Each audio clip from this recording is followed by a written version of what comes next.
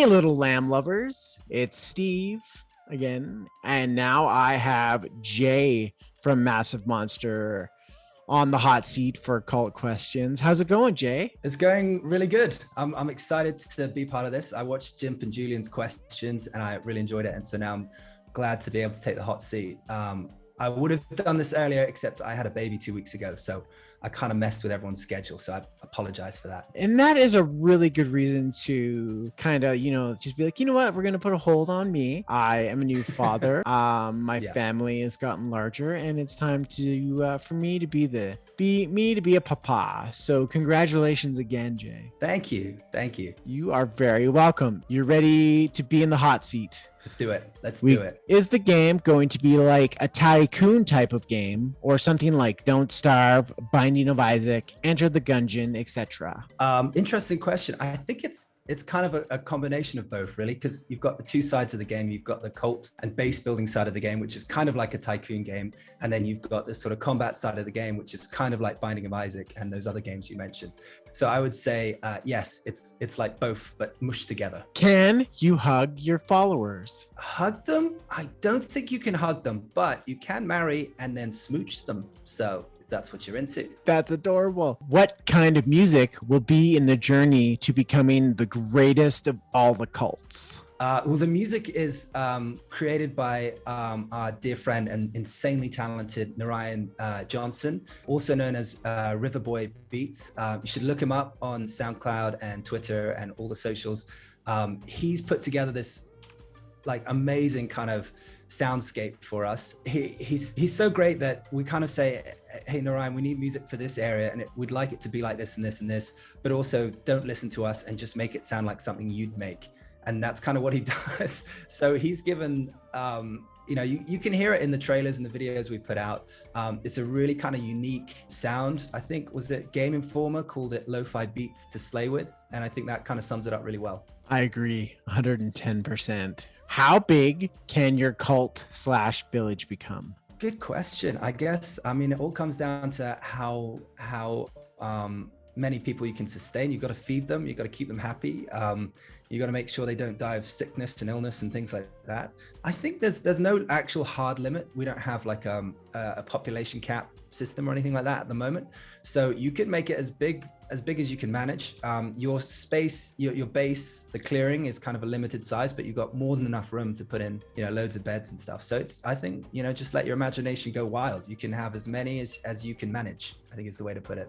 As many as you can keep alive, they're yours. What challenges will our beloved lamb face?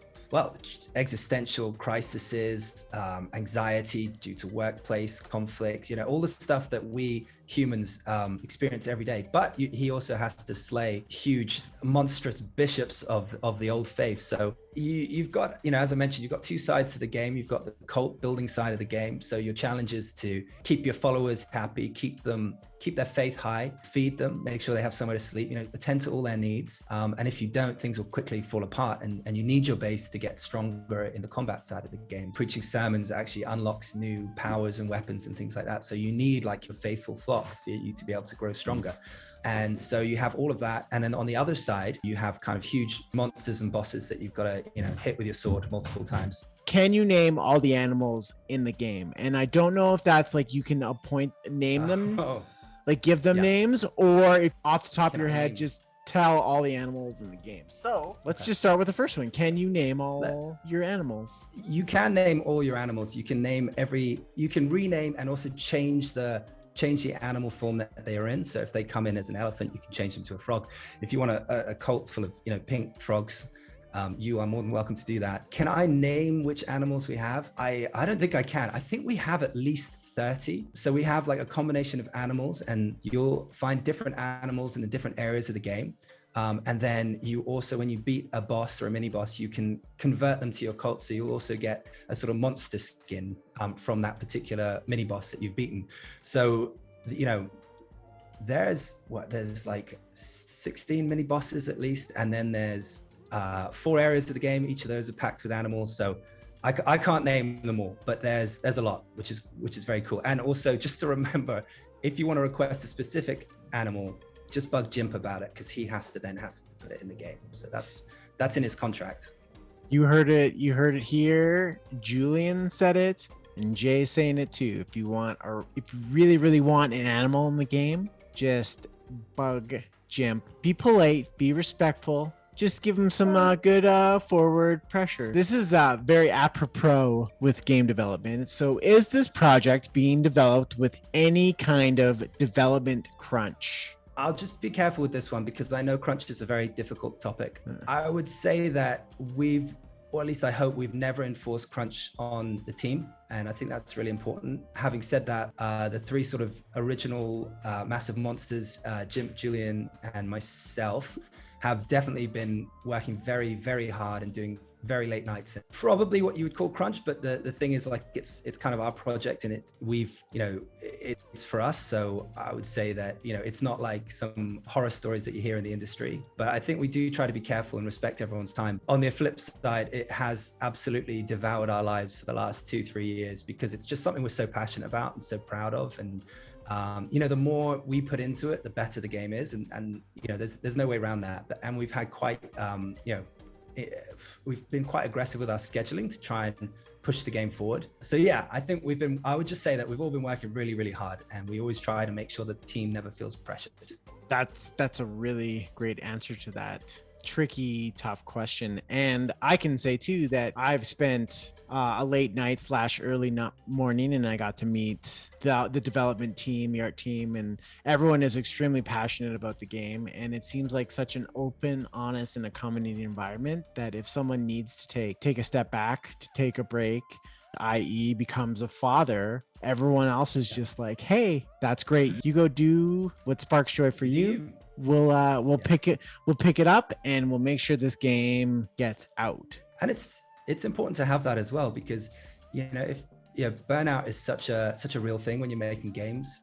It's like a constant sort of factor we have to balance with everything. If we push for this, we will have some feeling of burnout. So when people do need to take time, I think the best thing you could do is just say, yes, that's actually best for everyone. Take some time out and come back when you're feeling fresh and energized, because that's when people do their best work as well. And that's when you create, you're at your most energetic and creative is when you feel rested and excited about what you're doing. You're preaching to the converted here.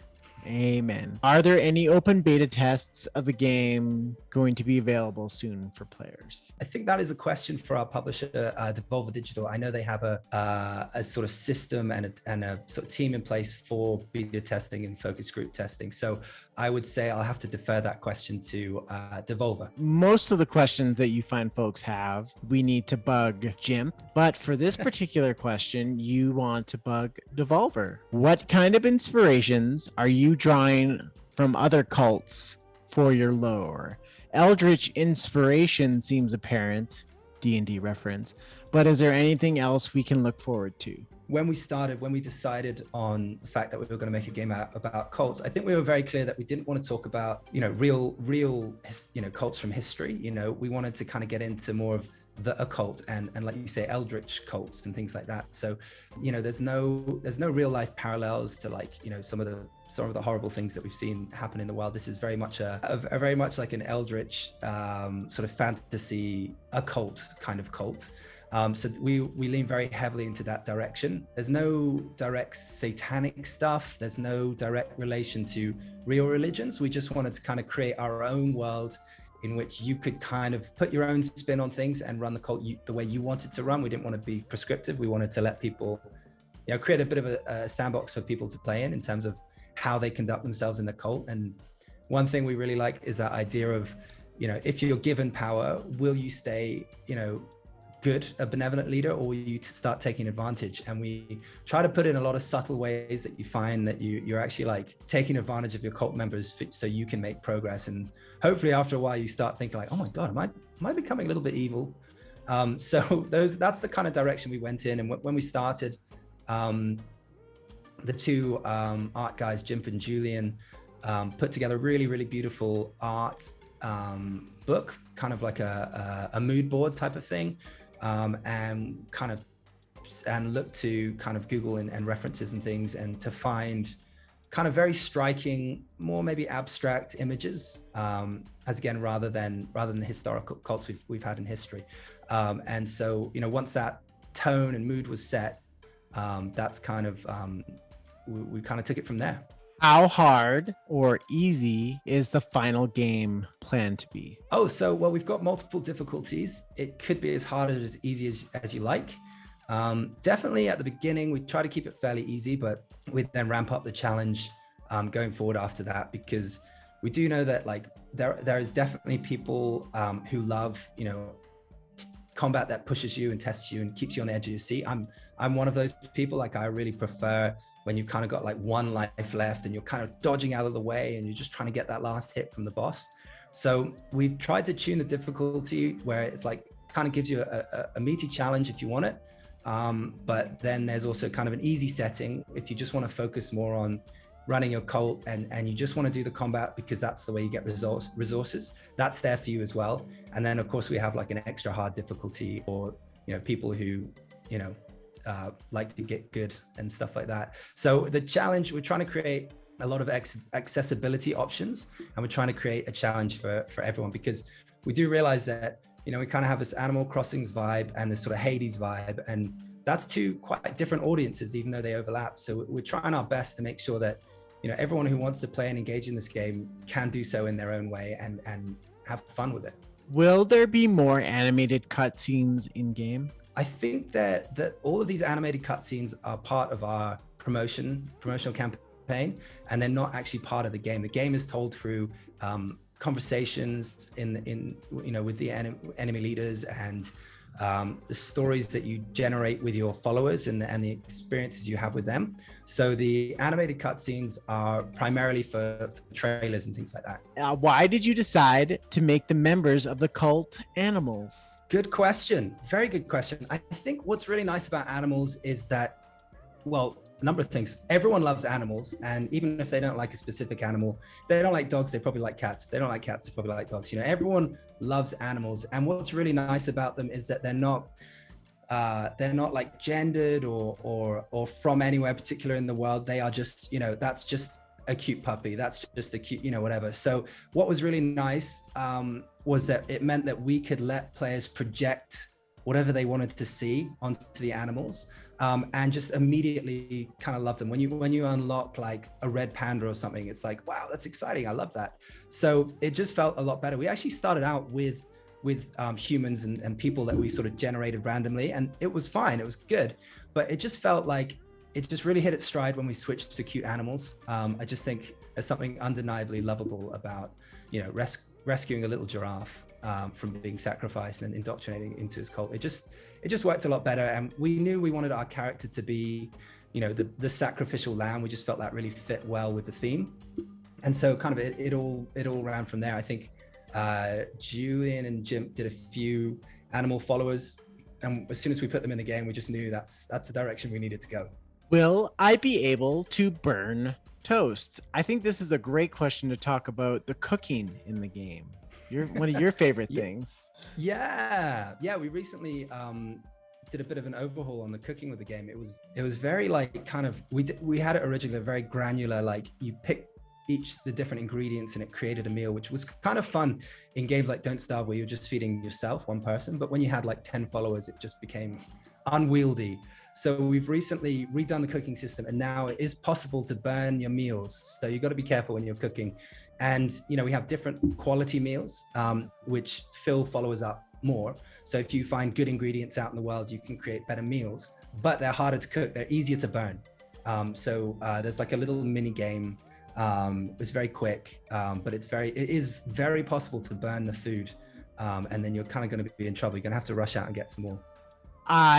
Full disclosure, I have burnt my share of berry meals. So yeah, you got to pay attention. You got to watch it. You got to pay attention, gamers.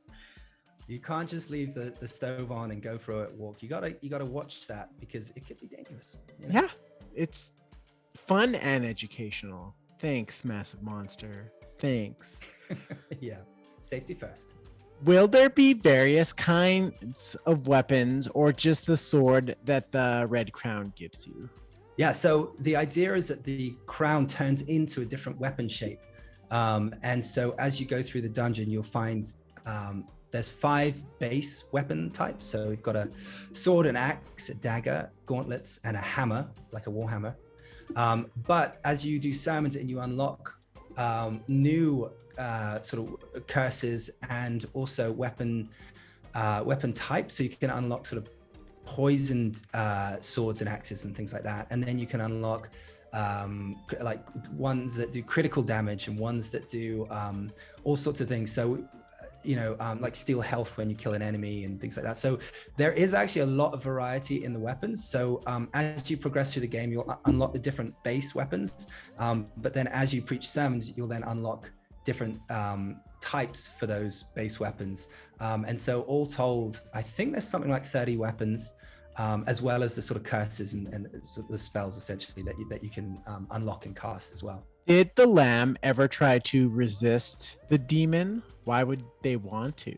No, that's not. Yeah, why? Like the game would just be over. How if the lamb resisted the demon, i.e., the one who waits, then that would be a really short game. It would have saved us a lot of development time. We could right. We could have made about a week. I think what I quite like about that moment, if you've seen it in the demo, he says, "Will you start a cult in my name?" And you can either say yes or absolutely. I think that's quite funny because it's, you clearly don't have a choice. It's that or kind of go straight to hell. So you're in trouble and you make this pact with the devil, essentially. And that's just such a great, archetypal story where you're up against the wall. And so you make a deal that maybe you're getting in over your head because you've got to do whatever it takes to survive.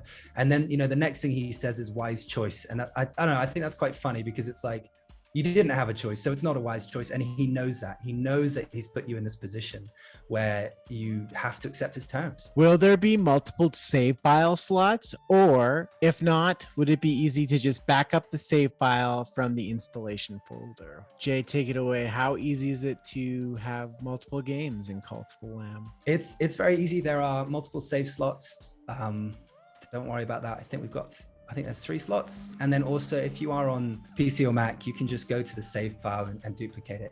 It's very, very straightforward. Obviously you can't do that on console, but there are multiple save slots, so not to worry. When content updates are released, will all consoles get it at the same time, or will it release on PC and then release on console later? That's a difficult one to answer because this is kind of new to us. We haven't done this. I know that the intention is for all to go live at once, but I don't know in terms of the logistics and the mechanics, whether if one thing takes a bit longer to be approved than another thing, whether we'll wait and then release everything at once, or we'll just send it all out when things are ready so that players can get their hands on it as soon as possible. I don't know yet, but there's definitely no plans we want to keep all the versions up to date with each other. That's like definitely a priority for us. How does the sacrifice mechanic work in game? Well, you go to your temple. As long as you've unlocked the sacrifice ritual, you go to your temple, you go to the rituals menu and you select the sacrifice ritual. All of your cult members come into the temple, they put their hoods up, it gets very spooky, and then you select who you want to sacrifice. And each follower will have like a slightly different reward, and they'll all be worth different amounts because you can level up your followers. So, higher level followers will be worth more and lower ones will be worth less.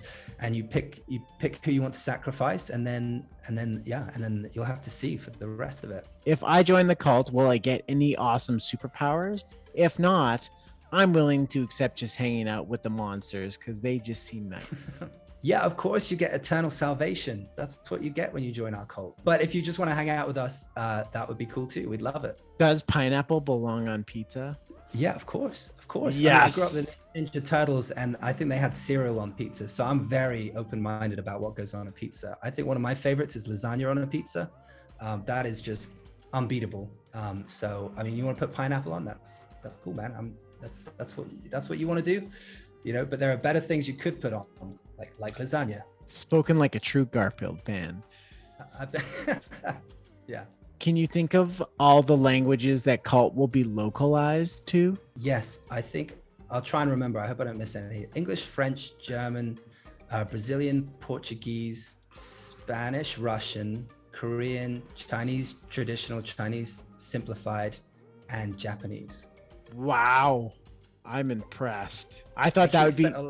We spent a long time working on the localization. It's been a big undertaking. I think we'll do it faster next time. But yeah, so that's kind of how I remember, because it's a lot of days trying to manage all the translations and issues with the localization that's come in. I thought it was going to be just as tricky as asking you to name all the animals in the game. Oh no, there's probably more languages than animals. But I can do the languages. The animals, I have no idea. That's fair. That's fair. Yeah. This one I really like too. It's no question. I just wanted to say that you folks, the Massive Monsters, the developers, everybody involved, you are making an awesome game, and I cannot wait to play it. I was like, "Aw, that's really nice. That just made my heart smile." Aw, yeah, thank you, Question X. You made a lot of days. I'm going to just pass this on to as many of the monsters I can find and be like, someone just wanted to say you're doing an A+ job. So, yippee! Well, yeah, this is a first, but you've gone through all the questions, and we still have like 20 seconds to spare. So, congratulations, Jay. Well, I was just getting warmed up. I thought it'd be harder than that. I mean, come on. I think Jimp and Julian took all the tricky ones, but no, it's so great. And what I love about this, if we do have 20 seconds, is, it's the first time we've made a game where people actually seem to care before it's come out. And that's, in some sense, it's a little pressure because it's a bit scary. We hope that we meet expectations, but also it's just a wonderful, amazing, invigorating feeling. And the fact that people are asking questions really blows me away, and the fact there are so many questions, it's just awesome. So thank you to everyone who's asked the questions or who's watched any of these videos. Super duper appreciate it. And my day feels made now, so thank you. That's all we ever wanted to do at Cult Questions. So thank you for joining us, Jay. I really appreciate you taking the time. Thanks, Steve. Anytime. It's been fun. Thank you all for tuning in. We got all 3 for 3 for the OG Massive Monsters, but I think that hopefully keep the ball rolling as far as we can. We'll get some folks on the narrative team. We're going to get, hopefully Riverboy will come on and answer a few of your questions. Cool. And we'll just continue to unravel the lore of the land before your very eyes. So thank you again for tuning in from the bottom of our heart and souls. And stay tuned for the next episode of Cult Questions. So once again, make good choices and see you later. Bye. Praise the Lamb. Praise the Lamb.